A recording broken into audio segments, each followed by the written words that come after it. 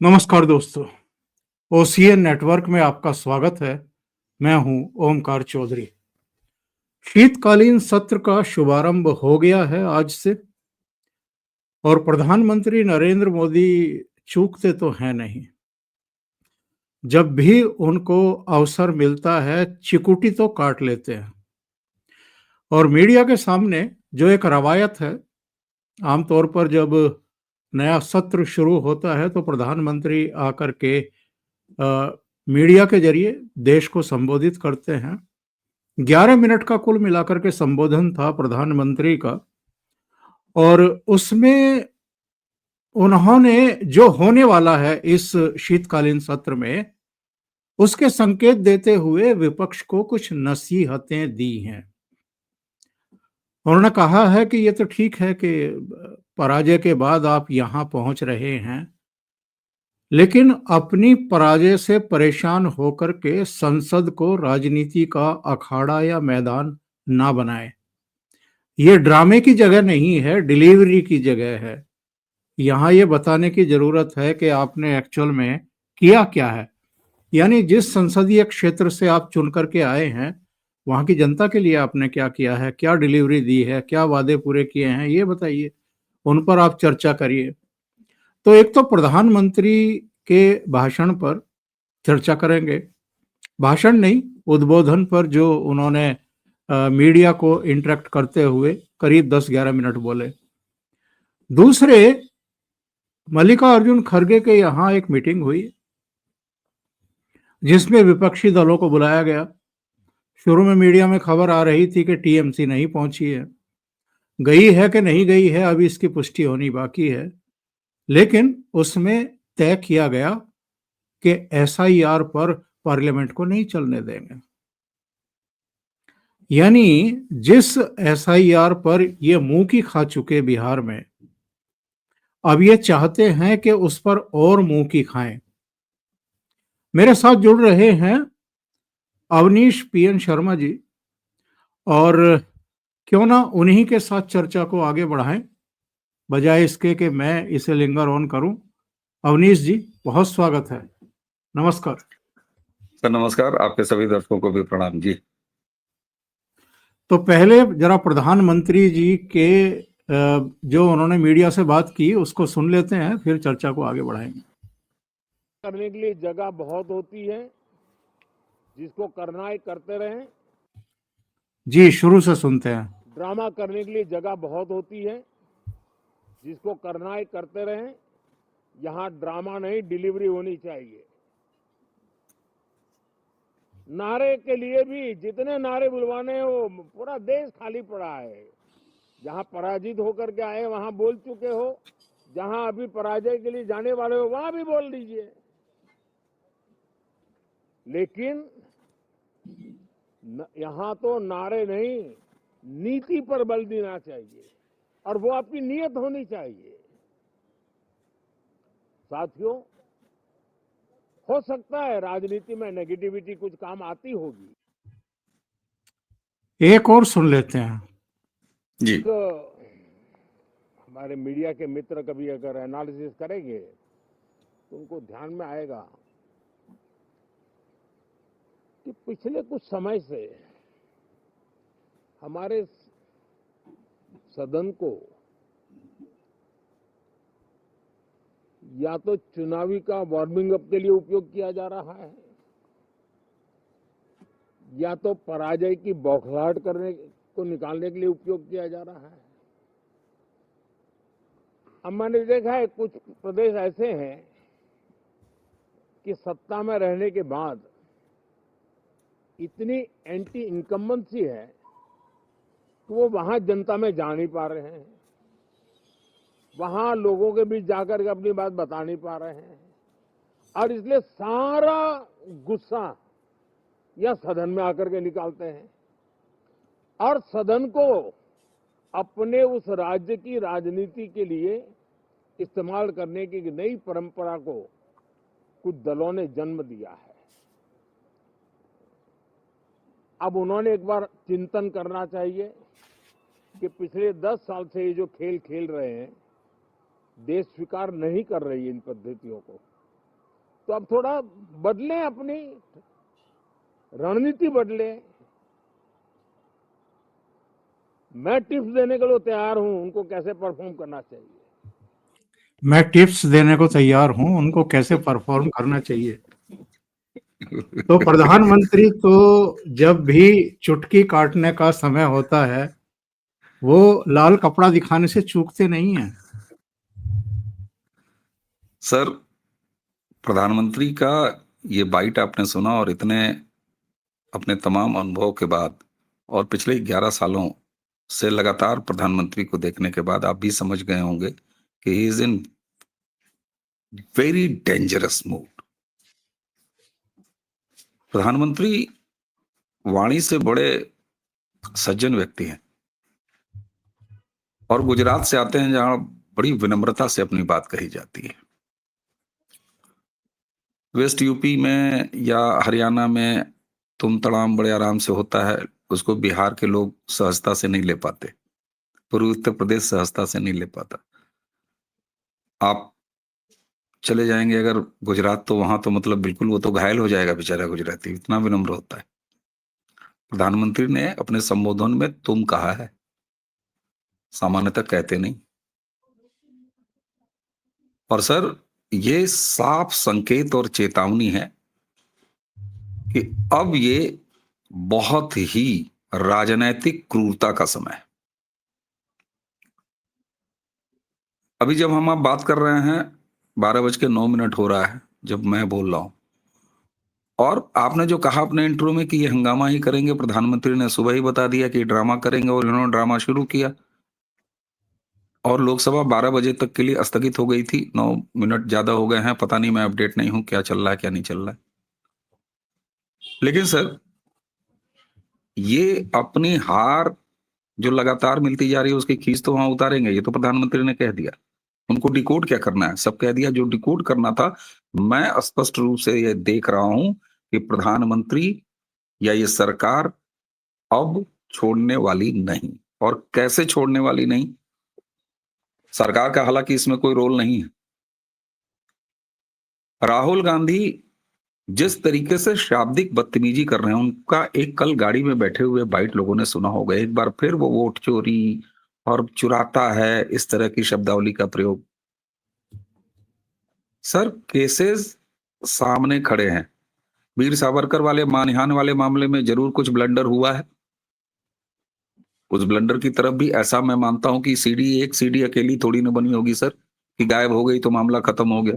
कल से बड़ा इस बात का क्रिटिसिज्म हो रहा है, अरे भाई एक गायब हो गया तो उसकी दूसरी कॉपी होगी, तीसरी होगी, चौथी होगी, वो निकल के आ जाएगी, सबमिट हो जाएगी।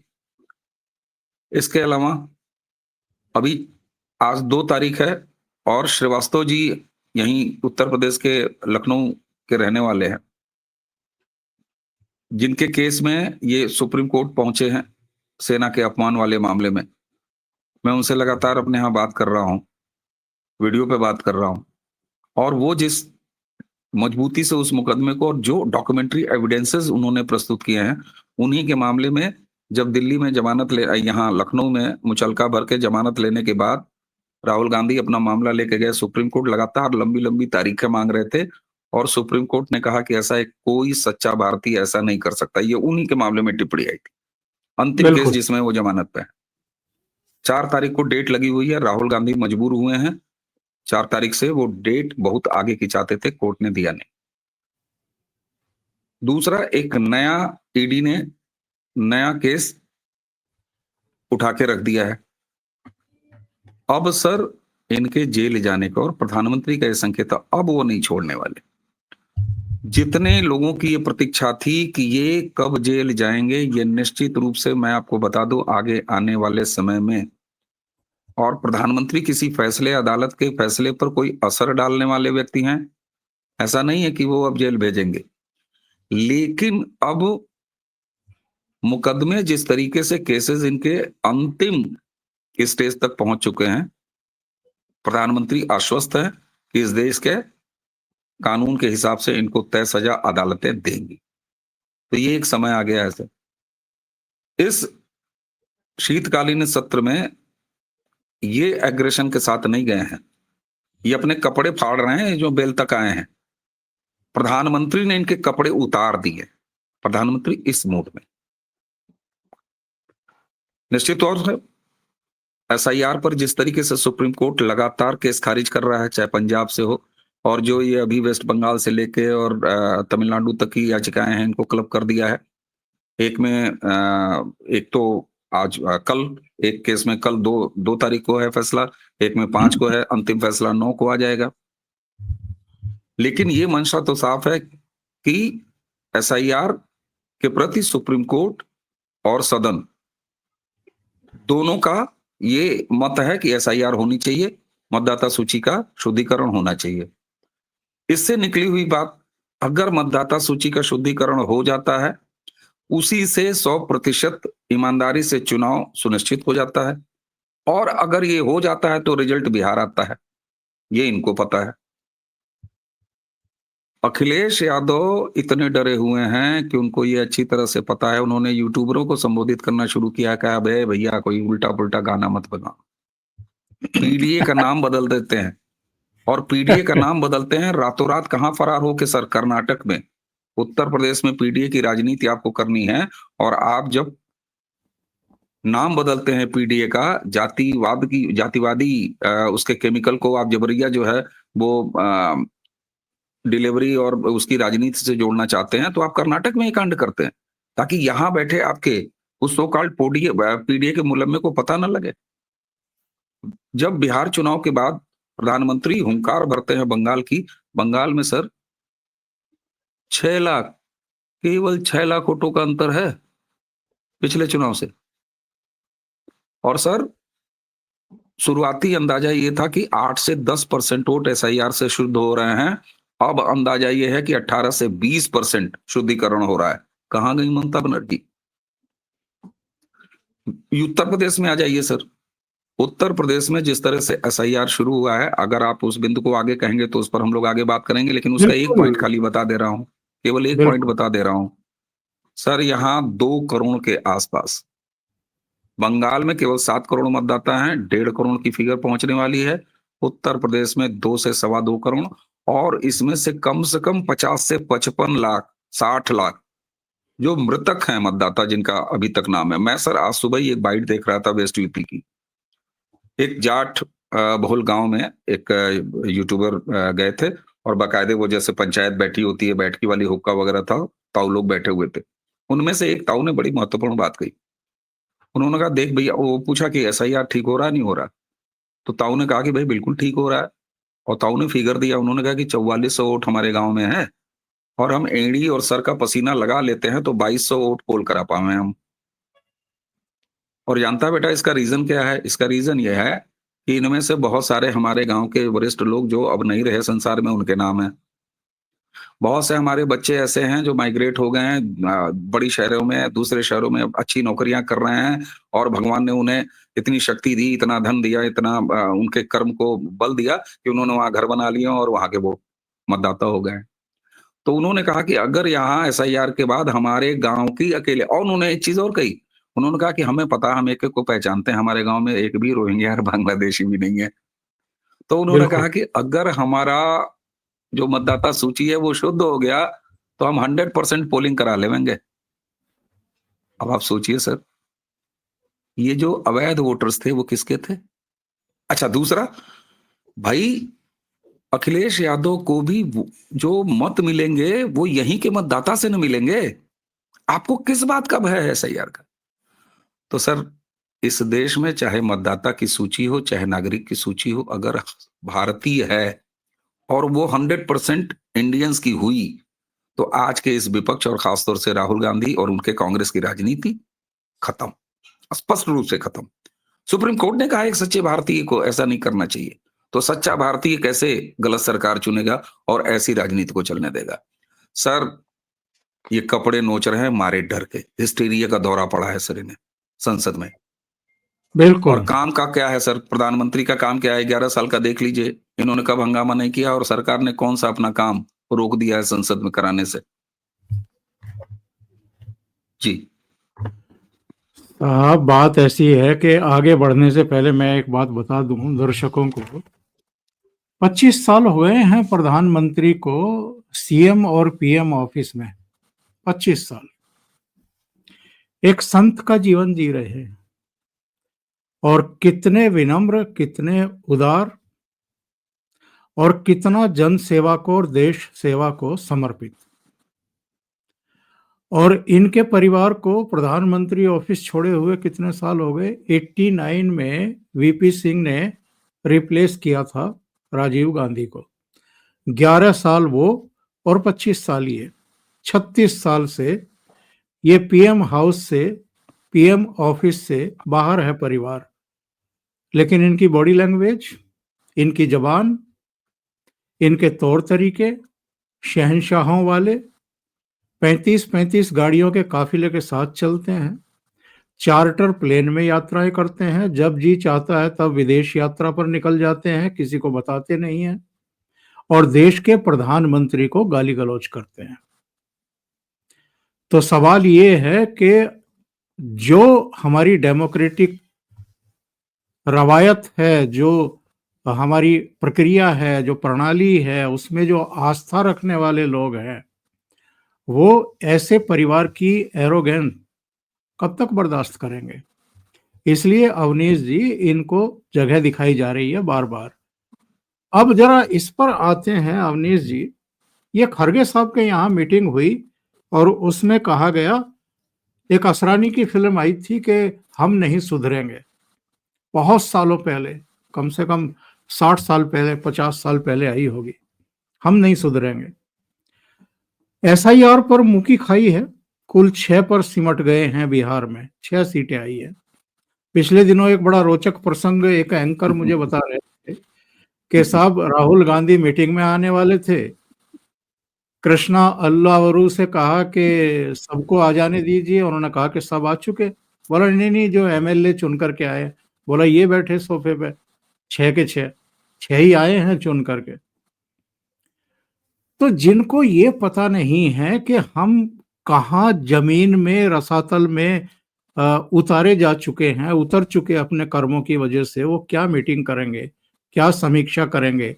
और एसआईआर और वोट चोरी को इन्होंने मुद्दा बनाने की कोशिश की थी बिहार में, उसका सिला इनको मिल गया। जब इनको पता है, फीडबैक आ गया है कि एसआईआर या वोट चोरी कोई मुद्दा ही नहीं है जमीन पर, उसके बाद भी अगर उसी को ये जिद बनाए हुए हैं, और आज की मीटिंग में फिर ये कहा गया कि एसआईआर के मुद्दे पर पार्लियामेंट को नहीं चलने देंगे, तो ये तो खुद तो डूब रहे हैं, दूसरों को भी लेकर डूबेंगे अवनीश जी। सर, जो खड़गे जी के यहाँ मीटिंग में तय हुआ था वो दोबारा हुआ है। अभी मैंने शुरू में बताया कि 12 बजे तक स्थगित किया उन्होंने, और 12 बजे के बाद जब दोबारा शुरू हुआ है तो फिर उन्होंने वही ड्रामा किया है। तो आज ये यही ड्रामा करेंगे, आगे भी यही ड्रामा करेंगे। आपने असरानी की फिल्म का जिक्र किया, तो बिहार में जो अल्लावरू के सामने राहुल ने किया, तो उसमें तो यही है ना, शोले में असरानी का एक डायलॉग था, आधे इधर जाओ आधे उधर जाओ, बाकी मेरे पीछे आओ। हाँ, तो और जब असरानी पीछे मुड़ कर देखता है तो कोई पीछे रहता ही नहीं है। तो यही हाल है इनका सर। अब इनकी स्थिति राजनीति के असरानी युग की हो गई है। लेकिन कुछ महत्वपूर्ण बातें इसमें सीरियसली जो दिखाई दे रही है सर, इसका मतलब यही ना समझा जाए कि ये जमीन से इनको कोई सरोकार नहीं है।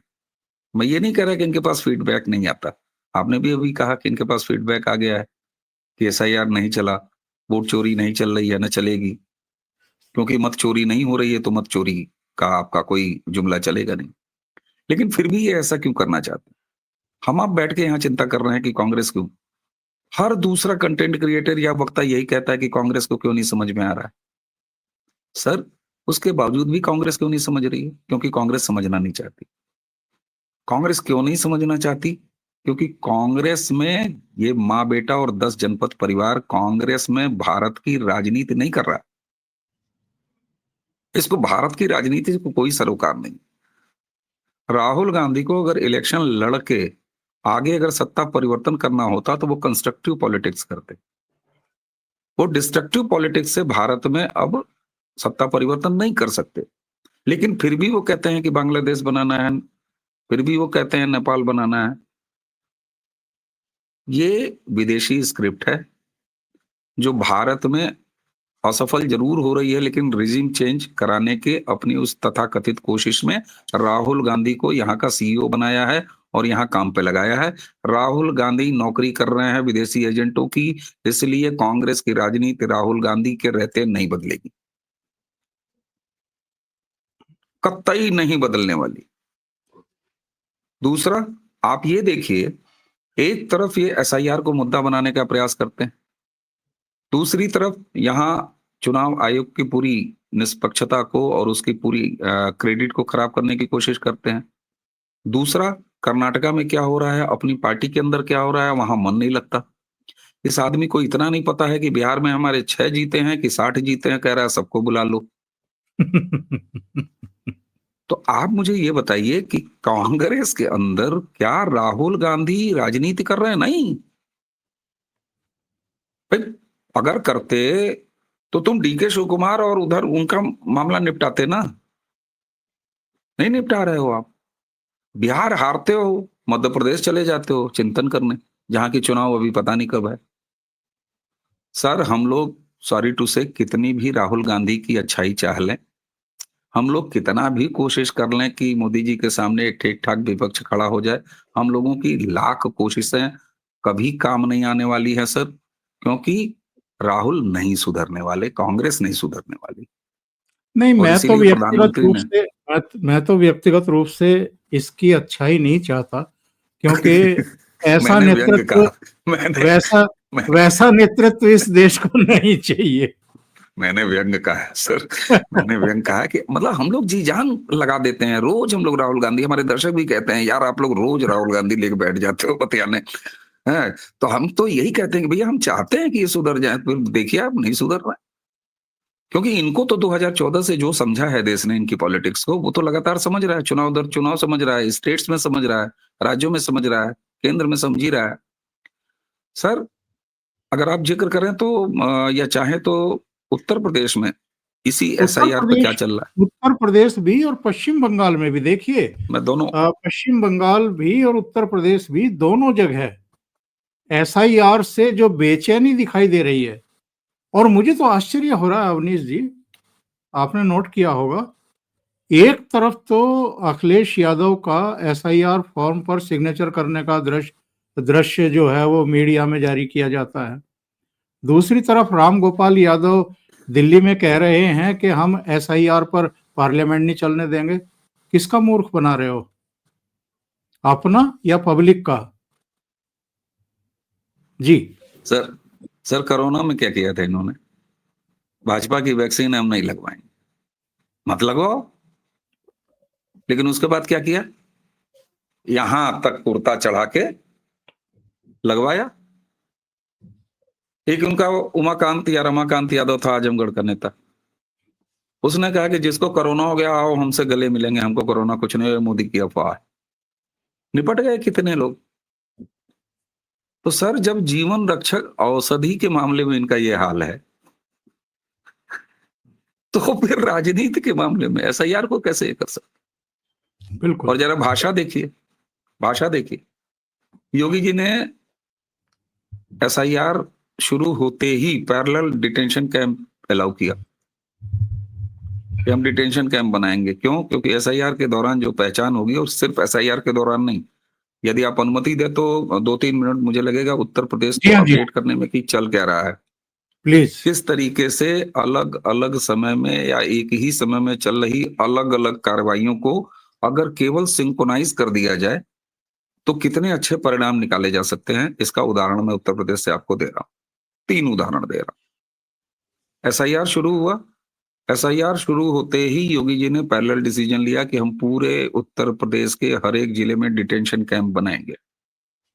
क्यों?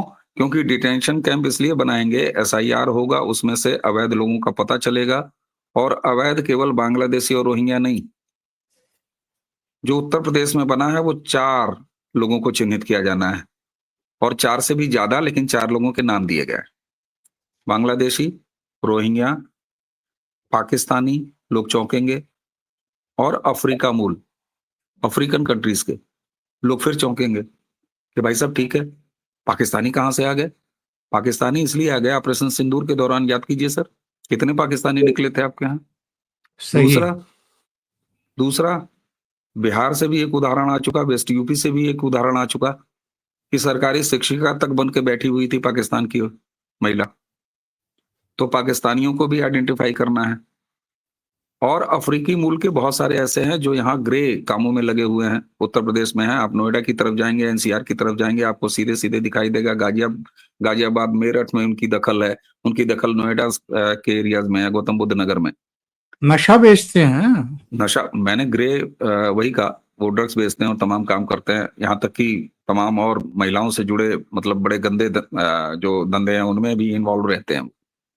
उनकी पहचान करना है और पहचान करके उस डिटेंशन कैंप में डालना है और उसके बाद फिर समयबद्ध कार्यक्रम को भोजन वोजन कराने के बाद समयबद्ध कार्यक्रम के हिसाब से उनको डिपोर्ट कर देना है। योगी जी ने कर दिया।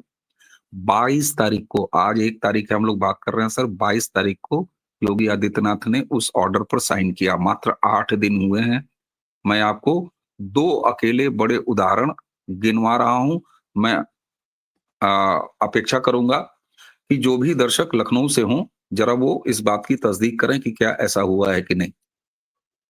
लखनऊ में सर बहुखंडी मंत्री आवास के नाम की 3 बिल्डिंगें हैं, बड़ी प्रोमिनेंट एरिया में।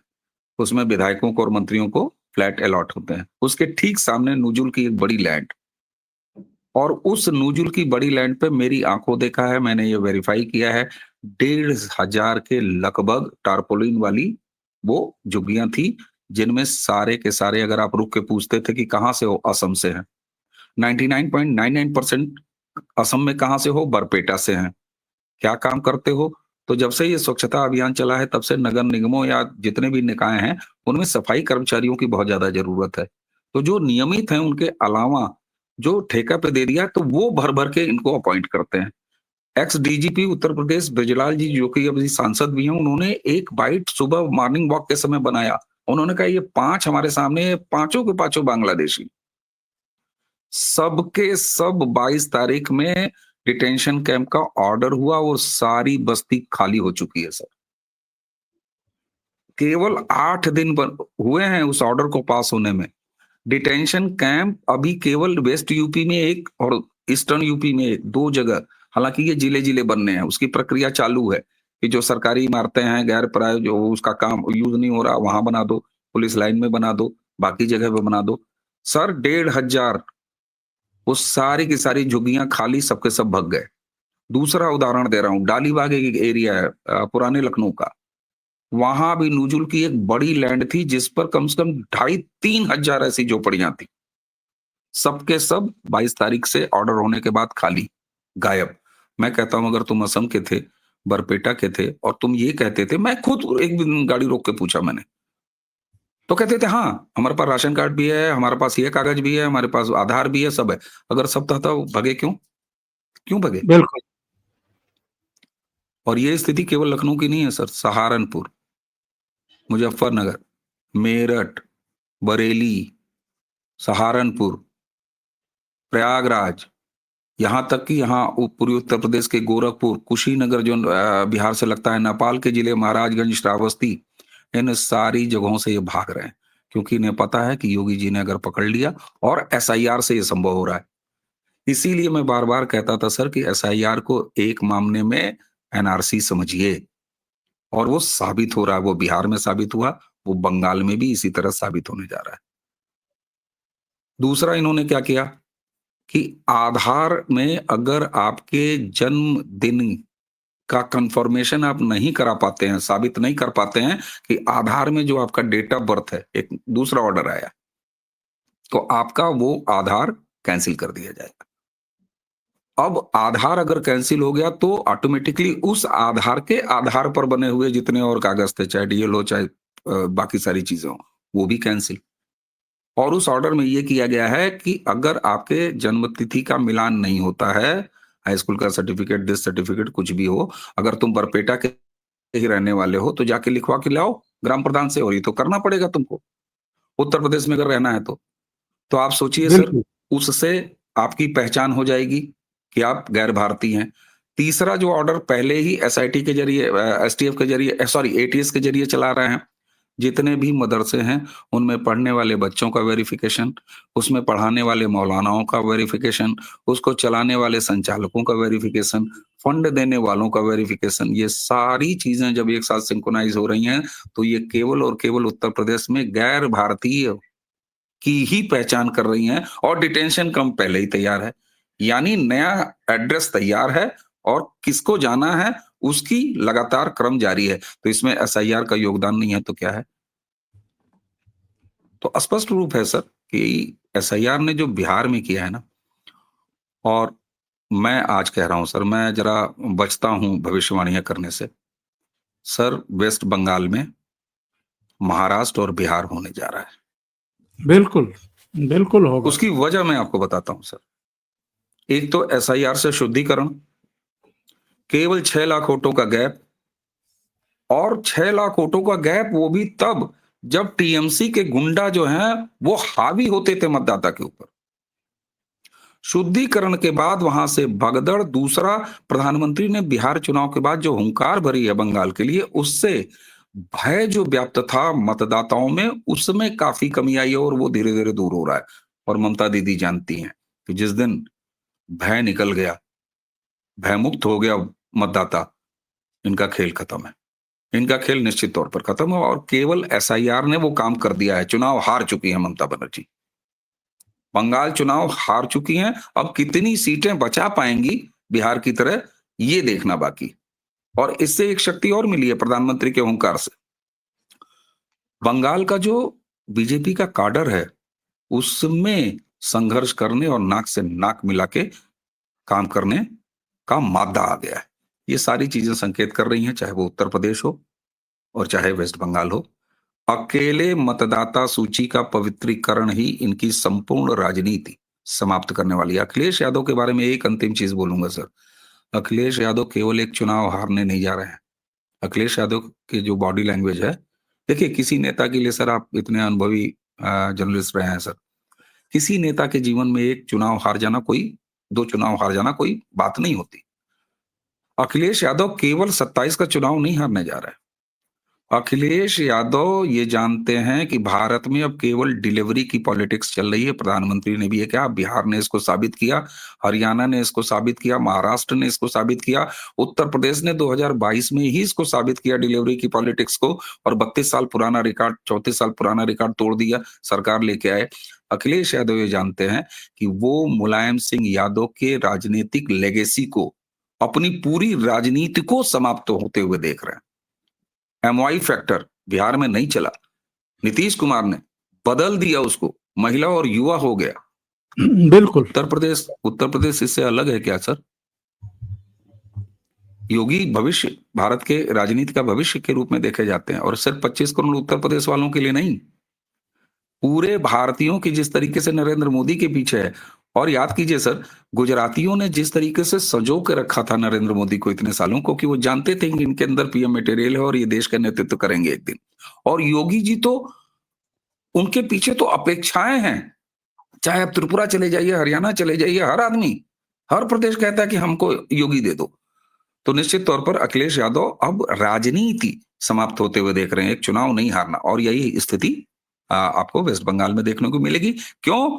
क्योंकि डिलीवरी की पॉलिटिक्स ये अब आगे बढ़ेगी, और डिलीवर करने में डबल इंजन सरकारों का कोई जोड़ नहीं। इसीलिए प्रधानमंत्री ने इतना क्रूर शब्द बोला कि ड्रामा करना है ड्रामा कर लो। प्रधानमंत्री जानते हैं, और प्रधानमंत्री ये भी साबित कर चुके हैं, तुम कितना भी ड्रामा कर लो, काम तो हम सब करा लेंगे, चाहे राज्यसभा हो चाहे लोकसभा हो। जी, बहुत सही बात आपने कही है। और बिहार से सशक्त जैन जी और कहाँ हो सकता है साहब? बिहार के जैन जी ने और महिलाओं ने तो इनको जगह दिखा दी। बिल्कुल। इनकी इनकी इनकी जो वो सारी, ये जो नथुने फुला रहे थे कि हम श्रीलंका, बांग्लादेश और नेपाल के जैन जी की तरह यहाँ भी पता नहीं क्या करवा देंगे, तो बिहार ने तो बता दिया इनको कि तुम्हारी जगह क्या है और हमारे दिल में क्या है। अवनीश जी, बहुत बहुत धन्यवाद जुड़ने के लिए और इतने महत्वपूर्ण मुद्दों पर चर्चा करने के लिए। Thank you so much. और दर्शकों से एक निवेदन है, अगर आपको ये चर्चा अच्छी लगी है तो लाइक जरूर करें, इस वीडियो को फॉरवर्ड करें अपने मित्रों और ग्रुप्स में, अभी तक ये चैनल आपने सब्सक्राइब नहीं किया है तो सब्सक्राइब जरूर करें, साथ में लगे बेल आइकॉन को दबा दें, उसमें भी ऑल वाला दबाएं ताकि सभी नोटिफिकेशन आपको मिले। अवनीश शर्मा जी का चैनल है प्रारब्ध, उसको भी सहयोग करें और उसको भी सब्सक्राइब करें। बहुत बहुत धन्यवाद। धन्यवाद सर, प्रणाम।